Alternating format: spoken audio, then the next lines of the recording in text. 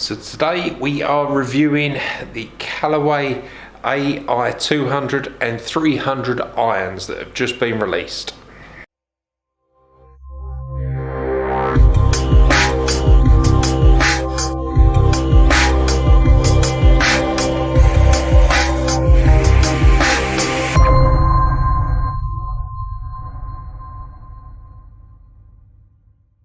So there's a couple of new clubs released to the market recently, and this is Callaway's new release. It's a replacement of the Apex 21 irons.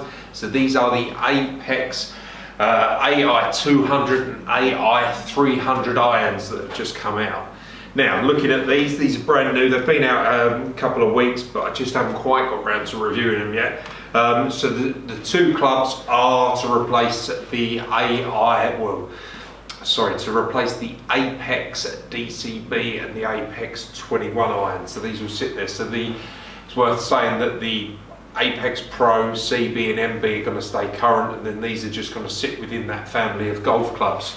So looking at the two of them, the Apex 200 is slightly smaller head, and the Apex 300 being the slightly bigger head out of the two. Now, a lot of the technology that you're going to see in these golf clubs we've seen across the Callaway range, and we've seen them in Apex clubs before. So these are a hollow body designed club, so they're going to sit in there probably that player's performance iron, a bit like the P790s, the Ping i530s, and then sort of these sitting here. So these are going to be players performance distance type irons, but they're forged faced, forged body. They've got the urethane sound dampeners that we've seen before, a bit of tungsten in there, all the normal stuff. But the big selling point is that it's the AI face technology. Now, this is something that we've seen in the drivers, where Callaway have put them through their supercomputer and produced a face that they believe is going to make it more forgiving across the club face, giving you better ball speeds relative to where you're hitting it. Seen this in the Paradigms that were released earlier this year, but they brought it into the Apex family now. So out the two clubs, like I said, the 200 sits slightly smaller, and the 300 being that little bit bigger and larger offset on the club head. Looking at the two of them, you can see that the AI300 slightly wider sole, and the 200 being that little bit narrower, so you're going to get reduced turf drag there. There is quite for me to put down side by side, there is a noticeable difference. The 300 looks that little bit chunkier, the 200 a little bit cleaner.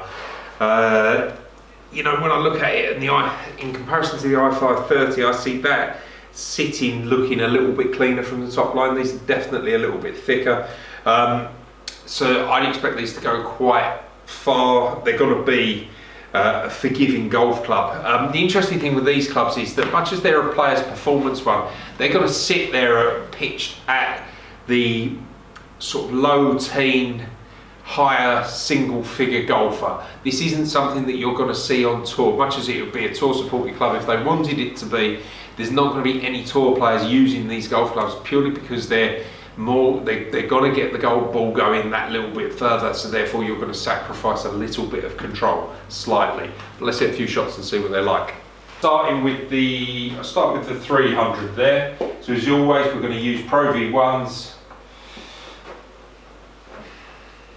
Right, so as I put that down, it's quite a large head, and for me, that's a fair bit of offset, which to look at from my eye isn't something that I particularly like to see, but that's a preference thing.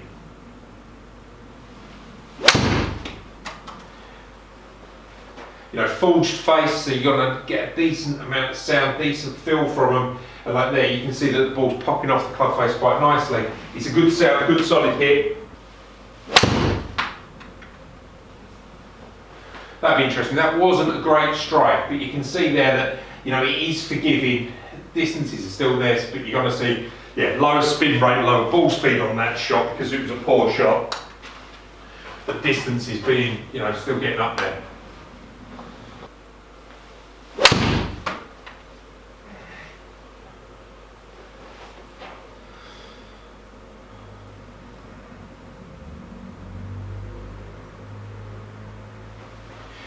feels a little bit like as you're hitting it that with the increased offset that it's going to have a higher ball flight, it's going to pop it up there.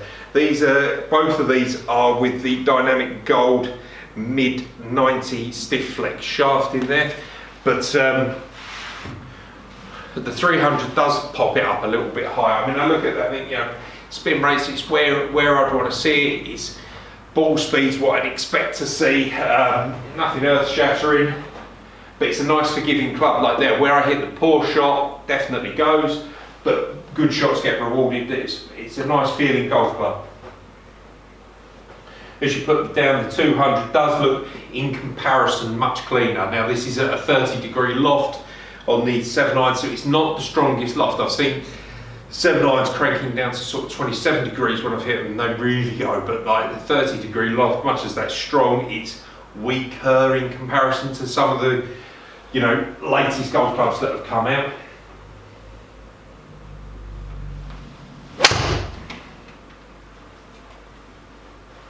And you can see there initially, I'd say like the trajectory on that flight looks that little bit nicer to my eye, like it's tracked it out. Yeah, slightly lower spin rate. Very, very easy to hit. Again, not the best strike, but the ball comes off the club face quite well. You still get a good sound to it. You know, the ball goes.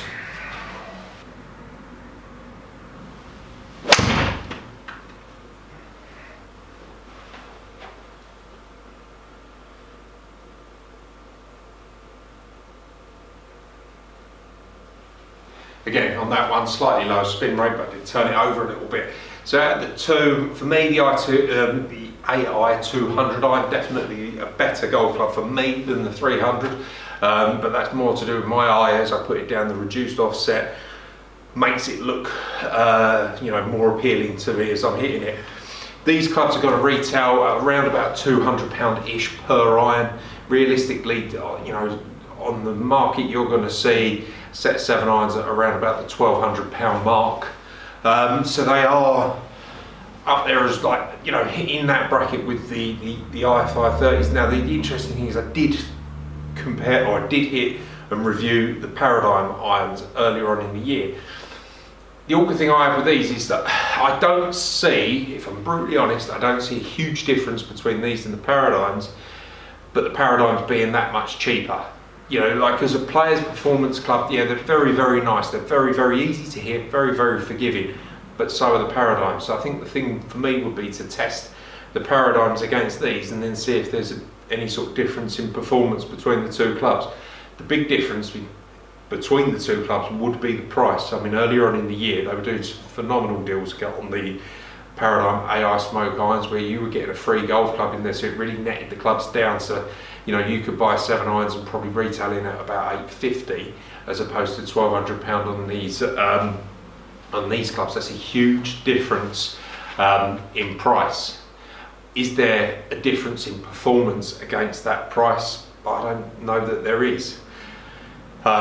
So if you're in the market for a new set of irons, I'd be trying them both, but I'd probably be leaning towards have a look at the Paradigms, and don't be put off by the fact that they're probably the mass market golf club and this is the player's performance one. But the Paradigm was an extremely good club. These are extremely good clubs, but you've got to try them side by side and against other clubs to see what works best for you. But the Paradigms being that bit cheaper, these are quite expensive in comparison, but they are very good golf clubs. But if you're serious about improving your game and you'll want to know the fastest way to get your iron strikes to improve, make sure that you check that video out.